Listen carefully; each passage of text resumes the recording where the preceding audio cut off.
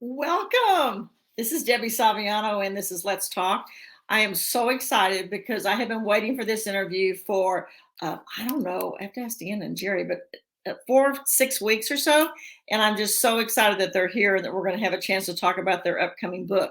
But before we do that, and whether you're watching live or recorded, again, thank you so very much for being here because this is a really important interview. Because when you meet Jerry and Deanna, you'll just see the powerful things that we're doing. And the cool thing is we have 4 generations here today. And I want to introduce the first one here is Miss Fiona. Hello, Miss Fiona. Hello, good morning, Debbie. How are Good you? morning. I'm good. Thank you. I met Fiona through Jerry and Deanna because Fiona is doing her internship with Jerry and Deanna, and she's been taking care of the marketing and doing all the back end stuff and the posting and social media marketing for the book. And so I thought it'd be fun just to ask you a few questions first, Fiona. Now, Yeah. you're majoring in marketing and public relations, advertising, communications at DePaul, correct? Yes. Yeah, I'm a Why did junior. you choose that? I chose that initially because I was really drawn to the bridge between the business and creative side of promoting things like books and products and events and all of that. So I think that for me, it's an opportunity to be more creative in future endeavors after I graduate. So I'm Very really good. excited for that. But that's of course, you speak my language, so that's awesome. How did you meet Jerry and Deanna? I met Deanna about a year and a half ago. I had the opportunity to speak on her show, Intercultural Spark, with my previous intern supervisor, Lynn Hazen. We talked about this new age of internships, that shift from in person to virtual spaces during the pandemic. And then some time went on, and I reached out to Deanna again and was wanting to have another experience with her, which was perfect timing, as that was when she was beginning to promote Where Two Worlds Meet. So That yeah, is fabulous. yeah, And for those of you, again, whether you're watching live or recorded, one of the beautiful things that Fiona just did is she talked about the beginning, beautiful marketing tip there where she talked about Deanna's intercultural talk. And the beauty of this is when you do LinkedIn Lives, you can do them internationally, as long as you have internet connection right in LinkedIn. So we've got people across the country who have tuned in, who know Fiona, Deanna, Jerry, myself, and I just saw Stephanie from Colorado who raises animals out in the country in Colorado. And I can't comment on the feed. Fiona's going to help us that a little bit later, but we're just so pleased everyone's here. So what all have you done with the book launch, Fiona? Tell us just a little bit about that, because this is also, anytime we do things, I like to be able to share those things with people. So what things have you done to help with the book launch? yeah. So right now I run all of the socials for Jerry and the book. So I'm posting content related to the book and some updates on future events that we hope to do. I've also contributed to Jerry's monthly newsletter and blog. I've written pieces, some personal reflections on my relationship that I have with my grandparents, a piece about my grandfather, who's also 94, like Jerry. I also contributed to a piece on teen mental health and how grandparents can help. And my most recent kind of exciting endeavor I've been doing is reaching out to authors, those who do podcasts relating to grandparenting, other grandparent activists, in hopes that they will review the book and Very nice. featured on the back cover. So, Oh, that's so nice. And yeah. I see that your former employer, Lynn Hazen's here. She's saying how thrilled she is to see you here. So it's so wonderful when you see people you've worked with, and that's what I love about social media, is you can stay connected. Tell us one thing before we go to Jerry and Deanna. Tell us one thing that has surprised you about Jerry and Deanna, the whole experience that you've been involved with. Yeah. So this is my first time working with authors in book promotion. And I think witnessing that kind of synergy that takes place between the three of us, having such different perspectives.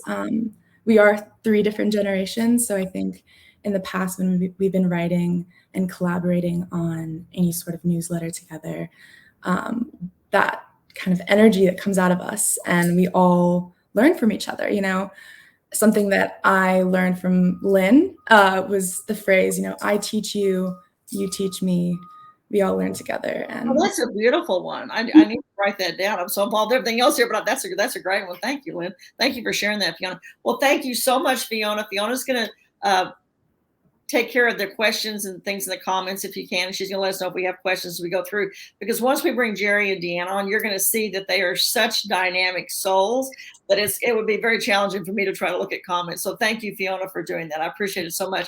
And if you haven't already, please connect with Fiona, because we'll ask you that at the end as well, to connect with everyone here, whether it's one of us on the screen or anyone in the comments. The beauty of social media is doors are open. It's up to us to make that connection. So we hope that you make the connection there and invite each other to connect, if you will. So thank you, Fiona. We'll see you in a little bit. So next I want to bring on Deanna. How are you, Deanna? I'm good. How are you, Debbie? Thank you so much for having me and for doing this. It's really just an absolute delight to be with you. Oh my gosh, I am just so ecstatic about this. I've talked several times, and Jerry and Fiona, all four of us, but this is one I have so looked forward to because it's such a unique setting, if you will, the book and the messaging behind it and stuff. So I wanted to do Deanna first because Jerry's in a very unique situation where he is. And I think it's just so cool what he's able to do where he's at. So I thought we'd do Deanna first and we'd bring Jerry on and talk to Jerry. But let me just say a little bit about Deanna. So I first met Deanna on Christmas Eve last year on Chris Brogan and Carrie's show, and us brave souls came on in our Christmas sweaters. Crazy. And that's how we met. And once you see Deanna, you already know she's positive, she's energetic, she's enthusiastic, she loves life, and she loves other people. And she's so gifted. You are, Deanna. You're so gifted at wanting to help others find their voice online and on social media. And so Deanna and I work with a lot of the same people, which is kind of cool, age bracket, if you will. And so that's a really cool thing. But I immediately connected to Deanna because, first of all, she speaks 4 languages that I know of. I mean, how impressive is that? And I'm just thankful I can speak one, if you want to know the truth. And some days I question that. But when she finishes her intercultural talk, which is her podcast, her lives that she does with people all across the globe to help her clients, she does an exercise. And those of you who know me or don't know me, you now know me. I don't exercise. I tell people, if you see me run, and call the police because I don't jog. But she does a really cool way of it. She does an exercise in the office when you're there. So it's really not exercise. It's just fun. And that really resonated with me because you're just such a good person, Deanna. And when I heard about you, I wanted desperately to do this book launch for y'all. And I'm so much. The first one. I'm so excited for that. And it's just a humbling experience to know you, Deanna, and call you friend. Seriously, you're an incredible woman. And I thank God for the introduction of meeting. Oh my gosh, thank you. Well, I mean, thank you so much. Right back at you too, for sure. Well, thank you so much. So let's bring in Mr. Jerry. Hello, Jerry. Hi. Thank you very much for having us. Oh my gosh, I'm thrilled. As I said, I am thrilled. Now, the thing that's really cool with Jerry is 94 years young. And I don't think any of the three of us can keep up with Jerry very much. So there's huge credit to Jerry and all the great things he does. But Jerry just moved to Fairwinds West Hills Leisure Community 4 weeks ago, right, Jerry? 4 weeks ago? I'm starting my 4th week now. Yes. 4 weeks. He's been there 3 weeks. He's in his own apartment now. But the cool thing is that they are broadcasting this live in the dining community center area for all the residents who are there, the other residents. And so I just wanted to say a huge shout out to Kim Palkovich, who's the guest services manager there, and Carla Martinez, who's the administrative assistant. These two ladies have made it possible for all this to take place. And I don't know Jerry's grandson-in-law's name, but he's there helping Jerry with all the tech, and he's taking care of all the tech in Jerry's apartment as well as in the community center. And when we finish this is so cool. Jerry and Deanna will go down. Well, Jerry will go down. Deanna will come in on Zoom, and they'll answer questions that others have raised from this interview here as well, because they're watching from afar. So I want to say hello to all the guests at Fairwinds, which is just so cool. So as you can see, it's a family affair. We have 4 generations, and I'm so excited to talk to both of you. Jerry has spent, there's so much with Jerry. My gosh, there's so many accolades I could say about Jerry, but University of Illinois, the Jewish Community Centers of Chicago, just to name two of the large organizations. He has worked with thousands of families and individuals, mentoring them over the years. And before we went live, we were talking about the fact that the 4 generations here, how much experiences that we've had in our life. And that's what makes our world, right? Our experiences. And so one thing about Jerry, if I had to term it, put it in a little bottle, a servant leader, because you give so much to so many people, Jerry, with everything that you do. And I know you're going to make a huge impact where you are right now. Deanna and Fiona and I can't wait to hear all that's going to take place later with that. And we'll ask about that at the end. But just a good man, the kind of person we all want to emulate and take advantage of. And Jerry and Deanna came together to write the book, Where Two Worlds Meet, a guide to connecting with your teenage grandchildren. Now, I have 5 granddaughters and a new great grandbaby, but this book, and I got an early copy so I could read it because I did a review in my Books and Bites newsletter, but also to prepare for this interview. And I have to tell you, it's not just for grandparents. This is for parents, it's for grandchildren, it's for everybody. So let's talk about the book. So let's begin with the obvious. Well, one thing you left out, Yes. I was the director of a children's camp for 15 years, and it was the most exciting experience I've had in doing things. I loved camping and working with kids in that setting, and the young adults who were the counselors, etc. Sorry I interrupted you. No, that's great. It's wonderful. I mean, that's what I'm saying. There's so much about you, Jerry, that it's hard to put it all in a nutshell. And I'm so grateful that you're here and that you're going to share some of your life experiences and things that you've done. So that's what it's all about. So thank you. So the obvious, how did you two decide to write the book together? And y'all can kind of just go in and talk about that yourselves. We decided to write the book because staying connected to your grandchildren are probably, when you're a grandparent, is the most important part of your life, as well as staying connected with your adult children. And how do we enrich the life of our grandchildren? How do we bring values to their life? They're going to get our valuables at some point, the gold watch and the string of pearls. And so that's not important, but it's really bringing values to their life. And in the book, there are 50 letters from grandchildren. We ask them to write to their grandparents. What have they learned from their grandparents? And the letters are so touching. They're wonderful to read. And we want to have grandparents stay connected because it's good for the grandparents' mental health as well as for the grandchildren's mental health. So that's why we wrote the book. And working with Deanna is just a huge pleasure. We unleash the creativity in each other. And I think, speaking of unleashing the creativity in each other, we also found that just having Jerry and I have worked together for a number of years now, and we have so many different ideas and programs and things that we've done in different places that have touched the lives of grandparents around the globe. And so pulling it all together into a single location as a book made so much sense. As a way to really make it the most available to as many grandparents as possible. So Now, how did you, I mean, again, with technology, we can do so much, but how did you live in different places, you're in different places. How did you coordinate all of it? I mean, no, I lived in Chicago for all my life. And when the virus started, my daughter here in California flew into Chicago and said, "You're leaving. You're coming to my house for a month." Well, it turned out to be 2 years. And so I'm here. But Deanna and I used to work together. We would meet together and talk things through. So now we just work over the screen all the time. Thank goodness for technology. Sorry, Deanna, go ahead. No, I was going to say we've really evolved. I will say, and this is an idea of the book, life is ever changing. And so your ability to just adapt and respond as life changes is really what allows you to continue to grow and learn as you age. And so Jerry and I have gone from meeting at the Skokie Public Library together to meeting at Jerry's condo to working online. I think one time we spoke at a conference in Phoenix and actually worked at the at the at the gate. So whenever we're together, it seems like sparks are flying. No matter how we connect, there's always that creativity that we really want to try to capture, however we can when we are together. It's so She's cute. she's really a kid though. She's only 52. That's why I say Oh, we're four. That's why it's so cool. The thank 4 you. generations.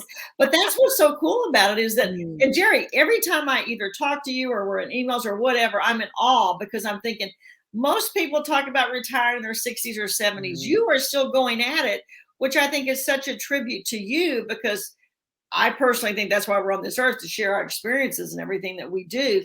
Tell us a little bit, the listeners, either again live or recorded, how did your past experiences either or prepare you to write the book or inspired you to write the book or how you shared or whatever, but your past experiences? Well, my past experiences, I told you I directed Camp Shy, and I learned about teenagers there and the young adults searching for who am I, who am I, God, who do I want to be? Do I want to go to college? So they're going through a stage of life of who am I? And grandparents have lived through that.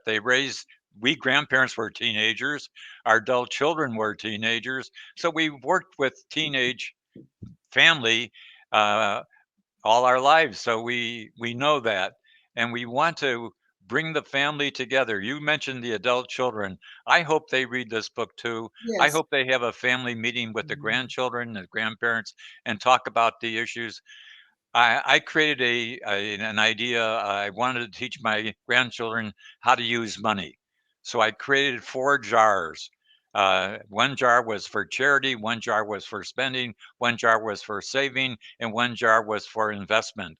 And I gave my grandkids $20 a month for them to put the money in whatever jars they wanted to. One time, my granddaughter whispered to me, "Grandpa, I want to put it all in spending." I said, "Then put it all in spending. That's up to you." And the adult children, I raised that whole idea with them before I Mhm. brought it to the kids because they had to be part of it. They had to agree it's okay. And they gave me ideas that to improve it. So it is that sharing together and teaching and learning, uh, and it just enriches my life in my own family. Thank you. So with that said, Jerry and Deanna, with the topic and as far as the importance of that, and Deanna, you don't have grandchildren yet, correct? You're not a grandma yet. I am not a grandma yet. My son's only 21. So as much There's as plenty of I time for that. love Yes. when I see babies, it's not time. But Debbie, what you said though about this book, really the learning in the book is also, so I'm the adult child. So I'm the one who's actually connecting my parents with my child. And what I have found is a couple things. One, Jerry mentioned he always checks with his adult children before he does something with the grandkids. Yes. What's really good about that is that adult children will love the book because it's really respectful of boundaries. Like it's really clear that we're the grandparents, not the That's right. parents. So that's one thing. But the other thing is I've applied a lot of the activities and learnings from the book to my family. And I would say my whole family is completely transformed from having worked with Jerry on the book. Actually, to the point where Jerry, every time I talk to my mom now, my son's grandma, she's always like, "Oh, tell Jerry this one." She's always like, "Oh, Jerry would love to know this one." Um, Jerry's our muse with everything that happens. As a grandparent, and I know many of on the call or the recording or whatever are grandparents, and some aren't grandparents yet, to your point, Deanna. But in one sentence, someone meets you at the airport, or someone you're on the sidewalk, someone you don't know. Jerry and Deanna both. How would you tell them why this book is so important to read? What would you say in one sentence? I know that's putting you on the spot. That's hard, but it just made me think about that, and y'all were sharing. Mhm. Well, a recent study has come out from the Atlanta, which we sent you, Debbie, and it's titled "Why American Teens Are So Sad," and it deals with all the issues that teenagers are facing. And we wrote the book because we want to enrich the life of kids and grandparents, and that's the deep commitment that we have. And Deanna tells a story about her mother and has a grandson who is interested in hockey in St. Louis.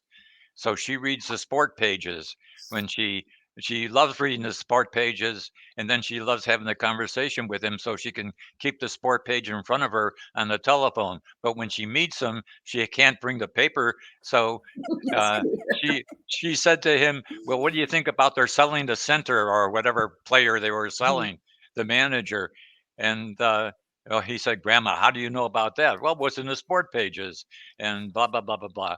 And her daughter was amazed that her mother is relating to the grandchild around things that are of interest to him. And then how do we unleash ourselves so that we share our life experiences with our grandchildren and just share the experiences. I graduated high school in 1946. I went into the Army because I wanted to get the GI Bill. I share all that with my grandchildren and the experiences I had in Japan. Um, and they share with me, and we just are enriching each other's life, and it makes us feel emotionally more healthy, and we're still contributing. When you do it with your 4 grandchildren, Debbie, how do you feel? Oh yeah, great. I mean, there's nothing better than hanging out with your kids. And it's funny because I'm such an advocate for social media and I'm on, I'm out here all the time. My grandkids always say, Grandma, you're not like my friends' grandparents because they don't know. And when they Mhm. have issues with different things, they come to me for that, which is ironic because I mean, think about it, the difference in age. But you're right, when you have things in common, that means so much. Mhm. So, Mhm. Deanna, someone stops you at the airport and says, "Why should I buy this book?" Or the bookstore. They see the book. Why should I Mhm. buy this book? Because when grandparents and grandchildren connect, it brings the whole family closer across the generations. And it's critical right now because of the crisis in mental health that even if it's hard, raising teenagers is hard, Yeah. for parents or for grandparents, but you have to do it now because the grandkids need you. Absolutely, Mhm. absolutely. That's it. I think we live in the country in Texas, and we call it the compound. We live on our daughter and Mhm. son-in-law's property. So one of our granddaughters lives out here, and our great and with her husband. We're kind of all on the same property, and it's beautiful. We forget because when you're in the suburbs or the city, oftentimes you don't have that closeness, and so this is an opportunity for people to Mhm. have the closeness. You can create those different Mhm. opportunities that you might not have had Mhm. before. You But know, there are grandparents that have their grandchildren all over the yes, country, Mhm. and yes, we created the family Zoom call. My family gets together at 4 o'clock on Sunday. I have in California, in Colorado, and Madison, Wisconsin, and we're together and we see each other. We're not touching or hugging, but at least we're but you together and see we it. can see Yeah, each other. yeah, Mhm. And that has brought us together. And those phone calls are so meaningful to me. But I also plan weekly phone calls at Mhm. special times with my grandchildren based on their schedule, and we talk on the phone. And I don't do Zoom calls with them. I just like to talk on the phone. right. Mhm. Well, it's interesting. I'm sorry. Go ahead. Oh, I just wanted to add in terms of because it's about the connection, and we're talking a lot about the connections between grandparents and grandchildren. And something that's most grandparents might say, well, of course I love my grandchildren. Of course I want to be connected to them. What's very different in the approach of this book, though, is understanding that our worlds are completely different. Like, even though we've raised teenagers or we've been teenagers, the world right now is unique to the people who are in it. And so what this book does that's a little bit different is we take that intergenerational, intercultural lens to the relationship to be able to have perspective building. So that it's when grandkids are young, it's like you go for ice cream, which I know Jerry's a big advocate of going for ice cream across the lifespan. But you go for ice cream and that's it. That's the content of the relationship. Now that's the door that opens the ability to say, like, what's really going on in your world right now? So it's that idea of taking that intergenerational, intercultural lens to the relationship to really actually connect on a deeper level. And that's the part that's both transformational, but also makes both people in the relationship feel seen and really having that anchor and that base of knowing that someone understands you and loves you in the world. I love that, the anchor. Mhm. Stephanie, who I know, who's a good friend, lives in Colorado in the country with her horses and her goats and et cetera. And she Mhm. commented, she says, a sense of belonging and hope. And I think Mhm. that's to both your point, Jerry and Deanna, that because there's so many factors today and you're spread out and you don't have that physical space, but just to be able to stay connected and to know that each other's there. And, if you go back in history, I'm a huge history buff, other cultures throughout time have told stories. So basically what you all are helping people to do is tell the story so they know where you came from. They know the experiences you had. But unfortunately, we've gotten away from that a little bit. So kudos to both of y'all for the book, for doing that. I have to tell you, one of my highlights of the book were the letters. So I'd love both of you to talk about the letters a little bit. I mean, they're truly, if you've seen nothing else in that book, just reading those letters is the most heartwarming thing. Not that the whole thing is not, it is, but that just cements solidifies the intent of what you're trying to say. So talk about the letters a little bit. Tell people what those are. Well, the letters well, first of all, I want to make it clear that we never do anything unless we discuss it with the adult children. These grandchildren are not our children. They're my adult children's children, and I'm their great grandpa. So that I need to respect that, and I want to respect that. And I want to share ideas with them, with my adult children, to see if it's okay to do things. For instance, I said, what if my granddaughter wanted to whisper something to me and say, don't tell my mother or my father? So my son is a psychiatrist, a child adolescent psychiatrist. His wife is also. So I asked her, she said, if my daughter is talking about being pregnant, if my daughter is talking about suicide, my daughter is talking about drugs, if my daughter is talking about liquor, you got to tell her that you're going to tell me about that. And so I brought her in case they want to whisper something to me. Don't tell my mother. Anything else, she said, is okay. Oh, They need to have someone they can share with. But these are the danger signals that scare me as her mother, and I want to know about them. So I said that to my grandchildren. I said, if you tell me things like that, I'll give you 24 hours to think about how you and I can work together to help you share it with your parents. But after 24 hours, if we can't figure it out, I'm going to tell your mom, and I'm going to tell your dad. But it's that richness of having that discussion with my grandchildren and my adult children, which brings the family together. We're sharing together how we can be together and be a family in a rich and rewarding way. That's what the book is about. Yeah. And I think the letters are just a wonderful, they're almost like a guide map through the book, because you'll notice each of the letters. So letters have been gathered from people of all different ages and backgrounds. I mean, there was one person at 70 who was writing a letter remembering what she had learned from her grandparents. So the letters are designed they were again brought in from people of all different backgrounds and ages, and they open each chapter to the theme of the chapter. And the idea with the letters is, we have a phrase where we say that grandparents, when you unleash your creativity and share your commitment to the things you're passionate about, you can have a transformative effect on your family.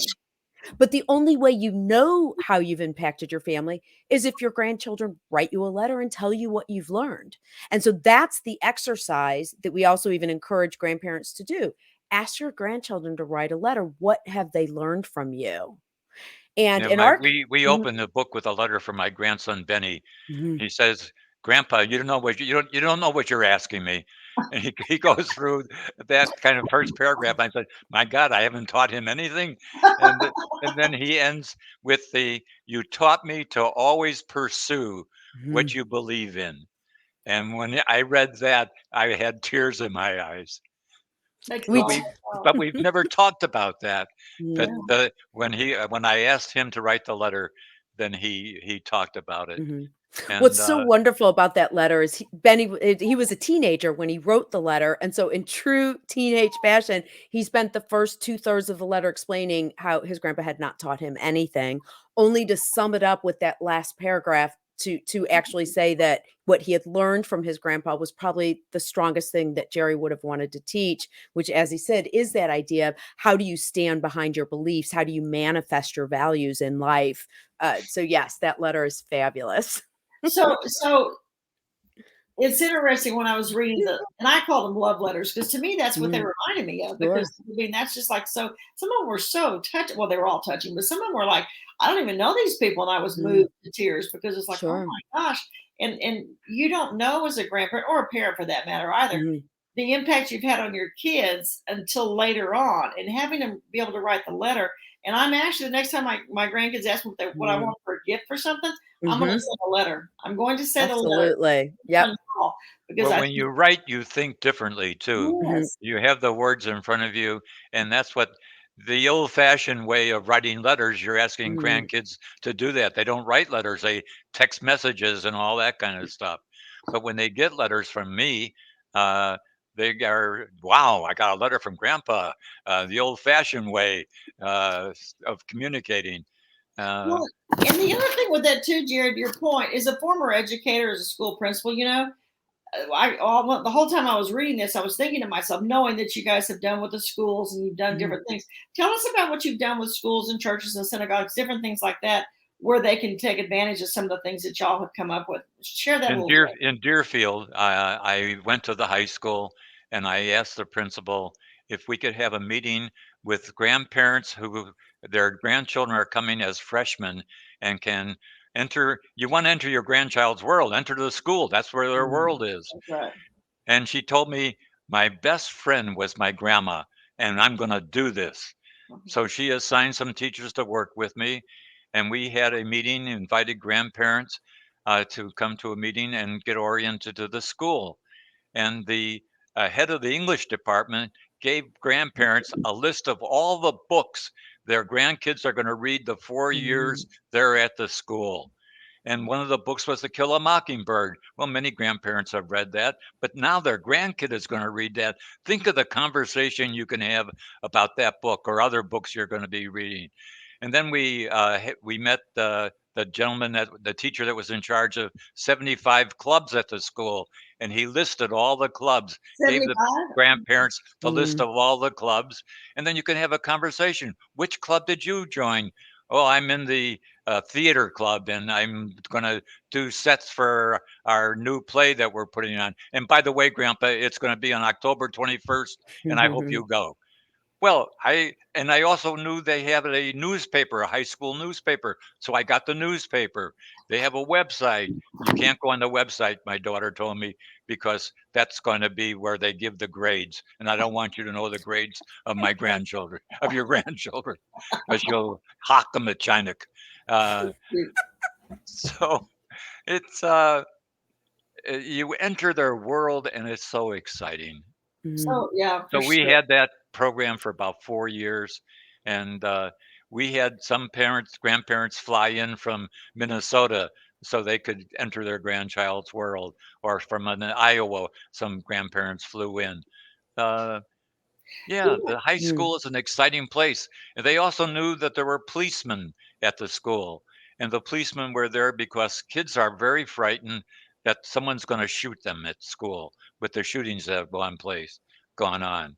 And I didn't know that I didn't know that they had the Deerfield police were there about 2 or 3 men, and and I met some of the teachers uh, and the teachers were happy to know that the grandparents are going to maybe study with the grandchildren or talk about a subject that they know something about, especially math. That's a big problem. And you get me going, I won't stop. Well, so we took that Oh, I'm sorry. Go ahead. Sorry. No, I was gonna say no. Keep going. So basically, Jerry had founded it was a grandparents' day at the school that evolved from just grandparents shadowing their students for a day to a curriculum that also included the social worker coming in and talking about the social emotional development of teens at specific ages, so that grandparents would know that when you say, "How are you?" and they say, "Ugh," that's actually developmentally normative, so that it's not personal. But what we ended up doing is we actually took the learnings through all of our studies and research and programs that we've done along with that and created an all-out curriculum that schools can actually purchase. There's a a learning school that has this curriculum, and it ends up being not only the intro where grandparents learn what's happening at school, but there's a session, 2 of the sessions are for grandparents alone, 2 are for grandparents and grandchildren together. So there's a lesson on storytelling, there's a lesson on intergenerational sharing. They take out their cell phones and compare music or life events or fashion, things that are really anchors for a generation so that they can see how they're different. So it grew into an entire curriculum. The school curriculum is one. The other curriculum we have, in fact, it just launched. We'll make sure it's in the show notes. Please. Right now, there's a program called Grandparents Write Your Stories, where like 400 grandparents in across the US and 3 continents have signed up to receive writing prompts twice a week. So that's where they get the writing prompts, and it's things like on my mother's dresser, or I remember in my grandma's kitchen.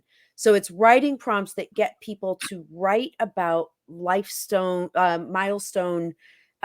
events in life that both the grandparents had, but that are things that the grandchild, especially teenage grandchildren, have probably experienced. One of the prompts is a picture of the high school yearbook on their desk in the front of the grandparent. And when you open that yearbook, what is it? What page does it go to, and what does it remind you of high school? Oh, that's cool. That's cool. I want to bring Fiona on for a second because I want Fiona to share. Lynn has written something in the comments. Would you read that? Do you mind, Fiona, her last thing? Because I think it kind of summarizes why this book is so important. Yeah. So Lynn says, when grandparents share their struggles and challenges that they faced when they were teenagers, they then see each other in a new light. I never had that with my grandmother. I wish I would have known her on a deeper, more human. I mean, so nice, so nice. I mean, yeah. I mean, it kind of symbolizes why we should have the things that we have in there. Thank you, Fiona. I just wanted to have you share that with us. Thank you so much. Well, I want to share with grandparents, never ask your grandchild, what'd you learn in school today?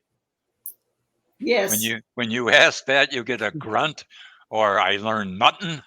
And my granddaughter, Katie, she taught me a very important lesson, because I would pick her up after high school when she was in middle school, and I'd say, "So what'd you learn today, Katie?"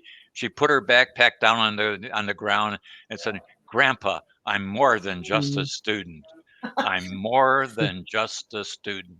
Well, that's such a cool story, Jerry. When I was a principal, I had incredible teachers. Thank you, Lord. And one of our teachers, Sarah Green, she used to, every day at the end of the day, she would have the students, for the last 3 minutes, they had to think about what they learned that day. And they couldn't, she would by her at the door, and they'd have to say 3 things. So she said, when you get in the car, when you get home or at dinner or whatever, you got 3 things. That was a really cool idea, because that is exactly what teens do. That's exactly what they do. April is with us, and I just saw her comment. She said that April is an illustrator, and she has designed both grandparents. And highly encourage y'all. We started off this morning with make sure you connect with Jerry and Deanna and Fiona and myself on LinkedIn if you're not already there. Because this is the beauty of this, is being able to be connected, because you never know where those connections can lead to. So I also would encourage anyone on here, if you're a PTA parent, or if you got homeschoolers, or if you're church, whatever, to reach out to see, because I know, and we've got the link on the screen there for updates, the link for that, but also to see what other things are available. Because you guys talk about some of the resources you have. You guys have some resources on the website that people can take advantage of. Would you mind sharing those with us? Yeah, we do have quite a few resources. So one is, of course, the link to how to access the curriculum. There's also the current sign up for this round. So this Write Your Stories program, it's done in partnership with JCC Chicago and YMCA Chicago. The current round just launched on Sunday. So easily people can get in and got caught up. So that sign up is there. We also did a lot of what we're doing, and this is really a wonderful testament to Jerry and, his leadership. He was actually named by Crane Chicago Business as one of the top CEOs when he was running nonprofit CEOs, when he was running JCC Chicago. He's all about measurement. So as we were creating the school program, we actually commissioned, I don't know if I saw that Annette Charles and Elizabeth Greatinger had both RSVP'd for today. So if they're here, they did this amazing research project for us that actually, and that data is available on the website, which documents how when grandparents and grandchildren connect, there's actually health benefits across the generations. So that information is there, which is really important because it's both physical health for grandparents who might be more active, but it also talked about the mental health benefits for everyone who was involved, even down to performing better in school when students knew that they had this anchor of history and family. So all of that is on the website, and of course the link to pre-order the book, which we encourage. Did you put that in the comments, Deanna, or did Fiona? Would you put that in the comments where they can order the book? I've got a banner here, but I think we have a better banner for oh yeah, let me drop it in the comments. And I do have to say hello to my absolutely wonderful sister, who says, seems like these lessons would be valuable for parents and their children as well while their kids are growing up. Totally, Kara. We totally use these across across the family. I know they've been really valuable in my family growing up as well, for sure. And thanks, Kara, for being here. Thank you so much, Kara. A lot of people, you're right, they sit down to dinner or whatever it is when they're together. They might not have activities or think about things to do. And that was one of the things in the book that I liked, how you come up with the plan or the schedule, the different things to do where you can keep track of and how you can bring value from what their experiences are with the plays and the books and the movies, etc., which I think sometimes we don't think about. So I think that's a really good addition for that, for sure. I'm gonna bring Fiona back on the screen so we can all be here together. There we go. And I don't know, I don't want that. It's too bad. We're gonna leave that behind us because I'm not gonna mess that right now. But because it's more important, because I want to see your faces. But tell us what's coming up. What are you going to be doing? Now, I know that Deanna, I want you to go first because Jerry's got some cool things planned for where he's at that I want the audience to hear about. So Deanna, what's the next step? I mean, you both are so active. Okay. This is so funny because my sister just wrote next book idea. So actually I will, so there's couple things that are coming up. So we're gearing up for the launch. As you mentioned before, I'm in Chicago, Jerry's in LA. So, and if anyone here is from LA, we are looking for bookstores or community centers or places to do in-person events in LA because I promised I would go to LA with Jerry for the launch. So I would love to be able to do that. But the next book idea is we've now, over the course of, we've done the Write Your Stories prompts. There's actually been 6 sessions of it so far. So we have, we have, which is almost like 75, 80 writing prompts so far. We actually want to do a book of the writing prompts because what we find is we're going to do a book of the writing prompts. Oh, it's not that we want to. There's nothing like the urgency of being 94. Jerry, I'll have that book done as soon as the show's over. I promise. Okay. On it. Before you go on, Deanna, I want to say something. That's one of the beauties of the many reasons I love social media and technology is that there are people on this call, either live or here in the recording, that may live in California. So if you have a business, if you have a bank, a flower shop, a whatever bookstore, it doesn't matter. You could still have a book launch there and just invite Jerry and Deanna in and let them come in and do it. There's some really cool things. And I personally know some people in California who've done that. So highly encourage people to reach out and to make that offer. If you have a podcast, same thing, to interview Jerry and Deanna, because I think it's such an important topic. So Mr. Jerry, tell us what's next for you with your this prompt book I really am eager to do. I started the prompts with the JCC of Chicago. Then the YMCA in Chicago heard about it. They contacted the JCC and how do we partner with you? So here's the JCC, the YMCA coming together to serve the 2 communities that they serve in Chicago. I find that so exciting. That is so exciting. That is like huge. I was looking up something here to see. So, and what about where your community center where you are? Actually, we're leaving. We're actually going right after at the end here. So they've been wonderful. Jerry's, I love it so much. Jerry's been there 4 weeks. He's already taken over. Just started 3 weeks. and so already we have the event today, but I hope actually, and we'll do Q&A after this live in the community room, but that would be wonderful. Also, I know since Kim and Carla are here, let us know when you want us to do the book reading. Yeah, because seriously, any place that you're at, it could be your church, your synagogue, your school, to invite Jerry and Deanna in to do the book reading. And if it's a place where Fiona's at, she can come and join in as well. But yeah, Debbie, all the fair winds now. Debbie, when I first started directing Camp Shy, I met with an old forest ranger to take me through the forest and teach me what was in the woods. And he said, Jerry, one thing you must teach your campers and your staff, always leave your campsite better than you found it. oh, there Always leave your campsite better than you found it. My grandson, Ethan, is a rabbi. He said that he has always used that phrase to always leave the world better than you found it. Always leave the synagogue you're working at better than you found it. Always leave the high school better than you found it. I talked to 2 kids here that I worked with for a few weeks, and they said they wish the teachers would teach us to care about each other better, because we see kids that are having trouble with friendships, with schoolwork, and we want to help them. We want them to get help. Always leave your campsite better than you found it. That's beautiful, Jerry. We've got several artists on this feed, and I know Fiona's seeing those as well. But we've got Jackie, and we've got Janine, and April, and Stephanie. And I just had a brain thought.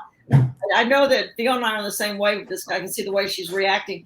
If let's say that you're an artist and you live somewhere, you could invite Jerry and Deanna and do a Zoom and do something with your art with those prompts. There's so many ideas out there, and they've all made the same comments about how impactful this book could be. But sometimes just getting outside our head and thinking about how we can do different things with the power of technology.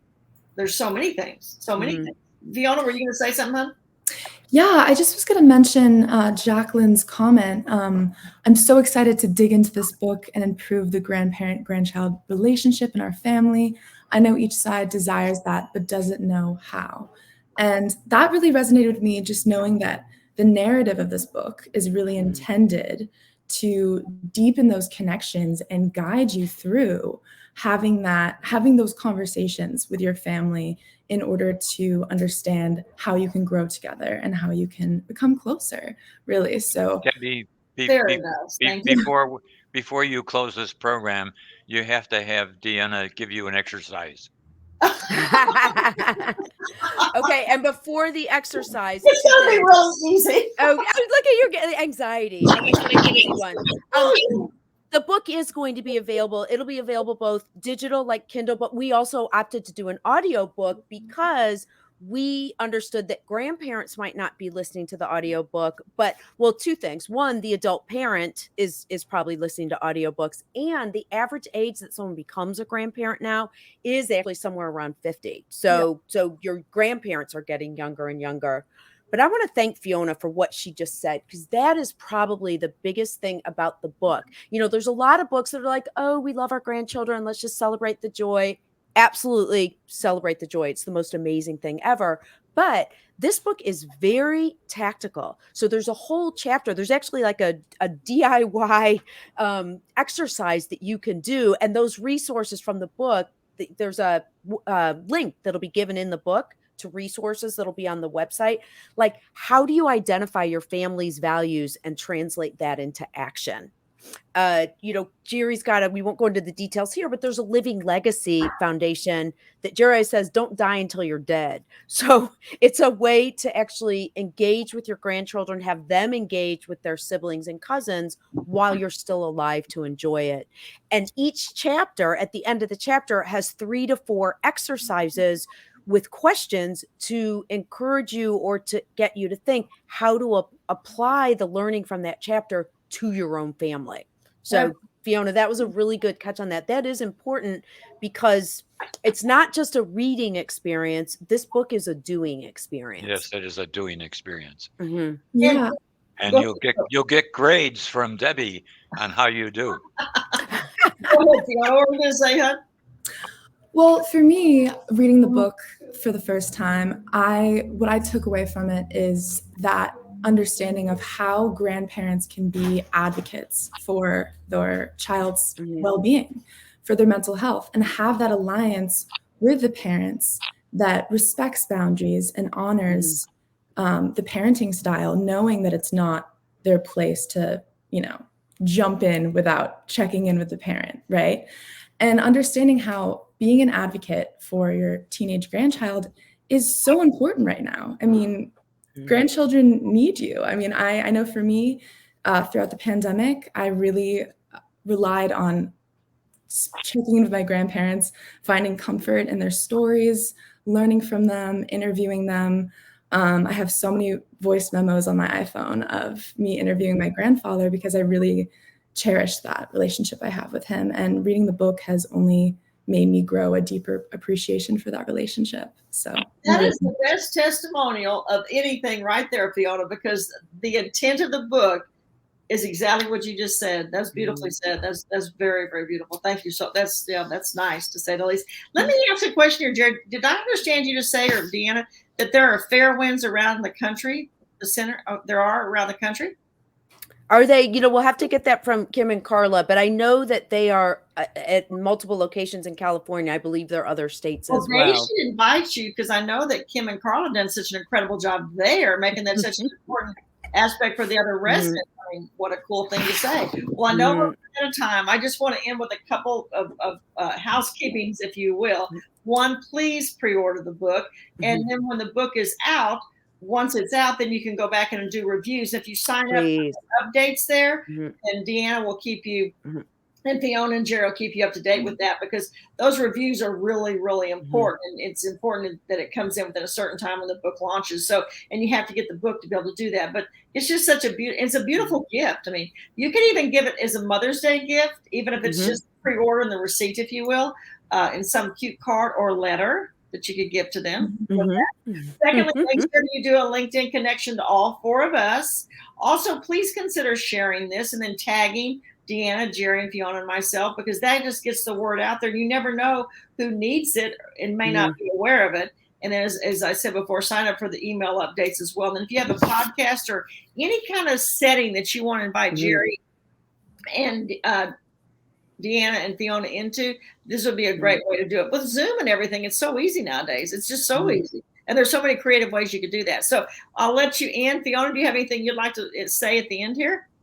I just wanted to thank you so much for having us on and share our experience with the book and promoting it. I am so thankful to have had this opportunity to share the grandchild perspective, the Gen Z perspective on what I took away from the book and why I think it's so important. Well, you're too kind, but truly it was our honor and a humble experience to have you. So we appreciate you taking the time to do it, Fiona. Thank you so much. And Deanna, any last words? Yeah, I encourage people to buy the book. What I would say is my life, my family, my relationship with my child, with my mom is all completely transformed because of working with Jerry and how he just views so powerfully and optimistically the importance of these family relationships. And so I would love that for everyone who gets the book and reads it to really experience that same thing. Now you can start deepening your relationship with your grandchildren, with your family at any moment. Basil just came in with a really good comment that totally solidifies what you're saying, Deanna. How you can come back, and to be a grandparent is an opportunity to do over what you as a parent have wished you had done differently in the raising of your children. It's not that you made mistakes, but a chance to utilize the knowledge gained with maturity to pass on to your grandchildren. Thank you for the chance to participate. That's a beautiful statement. Mr. Jerry, wrap it up for us, my friend. Well, I am lucky to be on the screen with three lovely ladies. And you charmer, you. And you're a new friend, Deb. But I'm grateful for the opportunity. Stay connected with your grandchildren. It's important to your mental health and to your grandchild's mental health. And make sure that you keep your adult children involved. The richness of the family being together is one of the most wonderful experiences in the world. And I'm so grateful to my son, Michael, and my daughter, Ellen. I just am grateful. And I welcome this opportunity very much. Thank you, Deb. Thank you so much. And I know Thank you so much. if you missed this in the beginning, Jerry is going down to the community center with the reception area down there where they have all the residents waiting, and he and Deanna are going to answer questions. So everyone have a fabulous day, and thank you so much, everyone, for being here again. Thank you so much, Debbie. Thank you. Exercise. Oh, yeah. Oh, it's a medial deltoid stretch. Take your arm in front. You won't sweat, I promise. Wrap it around towards your back and put your arm here. What it looks like is you're hugging yourself because self-love, loving each other, but it actually stretches your medial deltoid. So that's it. It's a self-love exercise. It's a self-love. They're calling Jerry. He's got to go down and answer questions. All right. I'm going to stop the broadcast. Debbie, thank you. Thank you. Fabulous. Bye, everyone. Thank you so much. Bye. Bye-bye. Thank you, everyone who joined.